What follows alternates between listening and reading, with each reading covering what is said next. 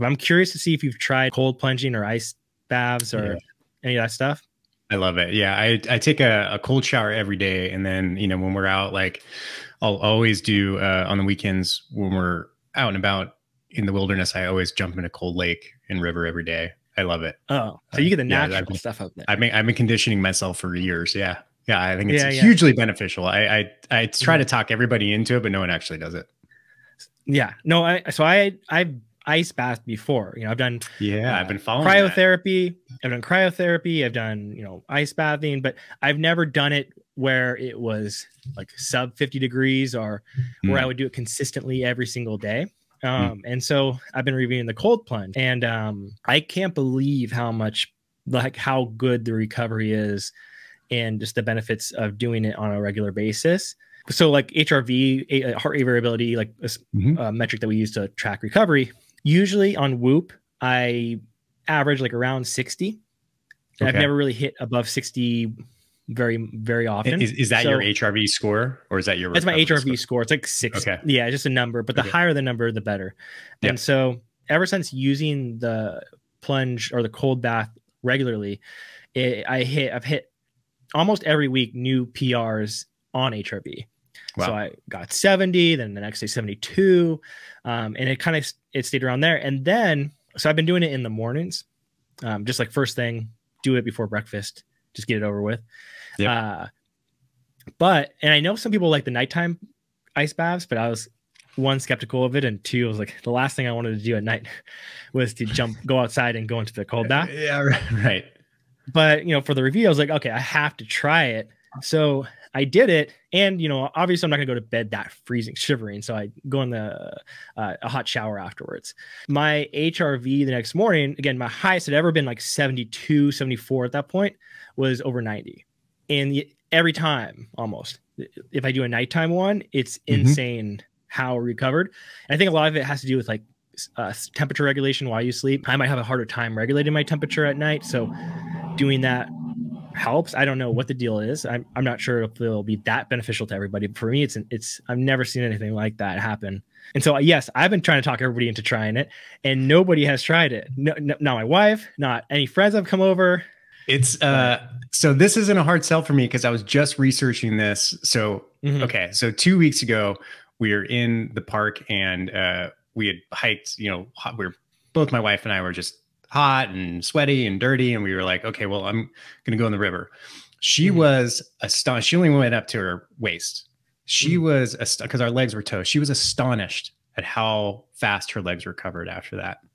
Oh yeah. And after that point, she's like, okay, well, let's just get one of these cold plunge things. I'm like, really? Okay, great. So I started like researching it. And then one I was looking at was cold plunge. So this is really interesting and timely for me because I'm a huge fan. I had Rob Wolf on my podcast about a year or two ago, and we talked about, the fad of, cold plunges and saunas and all that, which I'm a fan of saunas as well. I think they're hugely beneficial, but the cold and heat shock their proteins and how that all works. And I think it's a very untapped. Now, here's something that's interesting about that is that I'm an anxious person.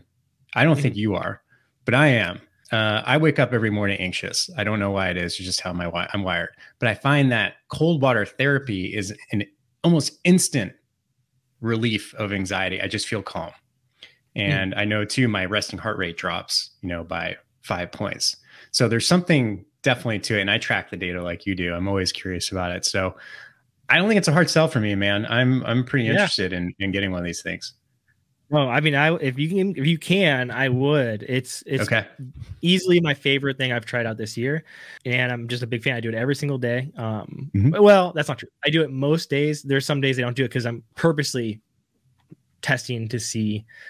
You need data for days you don't do it, and data for you do it if you want to actually like see the differences and stuff. I'm trying to get it's been like over a month now, and I still haven't gotten anybody in. But my goal is to get at least a few people in this cold tub.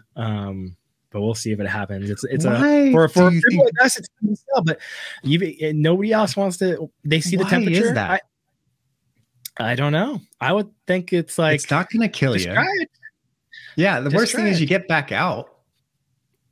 I don't know. But I do have to raise. So when the temperature can adjust from anywhere from like 100 degrees to like 39 degrees, and so I started at 50 degrees. And like, I was like, the first time I did it, cold. I was like shaking the whole time. And Yeah. my wife Megan was like, are you supposed to be like, when you're supposed to get out? I said, I think you're supposed to get out when you shake, but the first time I'm not going to count this because like I was shaking immediately. So I was like, I can't just get out immediately. Yeah. But you know, after the first time or two, then I started like adjusting. And then, so every time I've been able to like, not comfortably, but like without shaking or having really want to get out for over 5 minutes, then I kept lowering the temperature by 1. And so now I'm down to like 43, but I'm kind of stuck there. That's really good. Now I'm kind of like, yeah, that's like, I don't really see the point. I don't even know if it's beneficial necessarily to get any colder. There's really little research on sub 50-degree temperature ice baths in terms of like the time it takes to get the, like there's some research and it's coming, but it's not like, there's no like set protocols of like this temperature at this time. The only set protocol that I found significant research is like 10 to 15 minutes at like 50 to 60 degrees. But all the like the much colder plunging, there's a little bit more limited research, but there's a ton of just people like us who are just like, all the data is showing like, this is really good. So it's definitely interesting. Do you combine it with any type of breathing techniques to kind of get yourself through it? Like how do you mentally approach each session? Honestly, I mean, some people, so I know some people do like the Wim Hof breathing. I've wanted to try it, but I also don't want to look like an idiot. And like, I'm sorry, like the wind, like, I don't like, I know it's beneficial, but come on. There is other breathing methods and stuff. And I mean, yeah, but just get in the fucking tub. Like, it's not that bad. Like you get used to it. Just, you don't need to like get pumped up for it. Just like walk in and sit down. But while I am in there, sometimes to like, because your body starts freaking out a little bit, I think it's called like box breathing. So it's like, try to breathe in for 4 seconds, hold for 4 seconds, breathe out for 4 seconds. I do that to like try to calm myself or, you know, feel more comfortable. But that's about it. But I know people, I have heard actually that the as much as I like to make fun of it, Wim Hof breathing allows you to be in the cold for much longer. It is interesting. I did it. So I have heard that. I've done it habitually for I think a good 3 months. At one time, I did it every morning.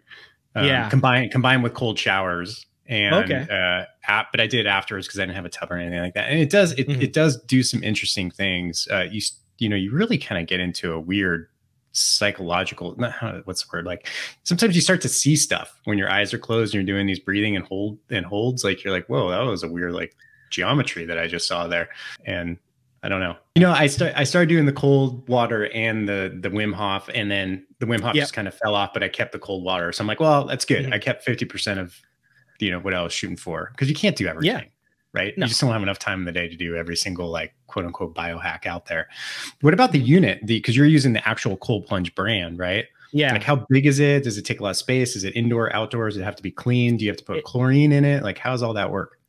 Yeah, so it's an indoor or outdoor. They have like a normal size and an extra large size. So I just have the normal size because I'm not like a freak tall person. I don't know. It's probably like 6 feet long, maybe, and 2.5, 3 feet wide. Okay. It doesn't take up a ton of space, but you know, it does take up some. Like you need to, it'd be hard to have it indoors unless you had like a ton of room. Or a dedicated spot to it, or maybe a garage. I mean, if you put it in a garage, it could work too. It's convenient for me to just have it right outside.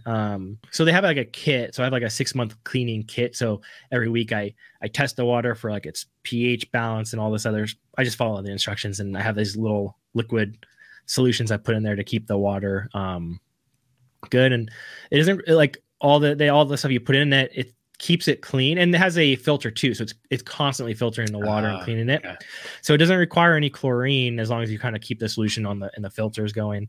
And it also makes it colder, because what people don't realize is if you take an ice bath or go in a tub of ice, your body starts heating that water up pretty quickly. But with the cold plunge, because the water is constantly being filtered out and moving around, it feels colder than sometimes I think it should. That's the big thing I've been focusing on, is just that cold plunge. I can't get enough. It's good. one. It's good medicine. Yeah. I mean, just everything about it. Cause it does, what is it again? It puts you in a more of a parasympathetic state, right? So like if your HRV is low. I think it puts you, well, yeah, I think it puts you in a sympathetic state temporarily, because like there's all this adrenaline going through you. But I think because of that, then as you come down from that, it puts you into a deeper parasympathetic state. I think that's right. Is my guess, because it definitely lowers the resting heart rate. I just need to 100% sell my wife on it, and I think I'm close. Well, just buy it. She already said she it did was it okay. Clear. Yeah, you're right. You're right. So just buy it and be like, oh yeah, that thing that you wanted me to order, I just went ahead and did that. That'll work out. Look what I got you. Yeah. Look what I got you. Yeah. I got you this Put a little cold plunge present on it. Yeah. Wrap it up.